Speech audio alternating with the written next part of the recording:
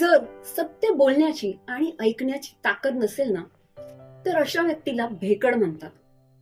पण मग ती ताकद का नसते, याचं कारण काय असेल बरं? हा भेकडपणा नक्की सुरू कुठून होतो? आसक्तता आणि मोह.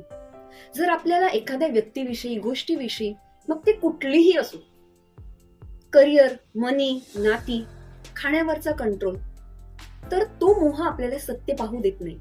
आणि त्याचे परिणाम काय होतात माहितीये?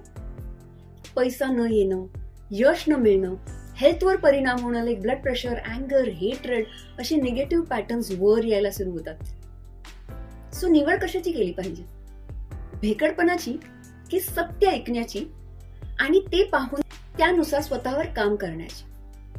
कमेंट करा ट्रू पॉवर आणि पॉवरफुल बनण्याचा सहज मंत्र मिळवा.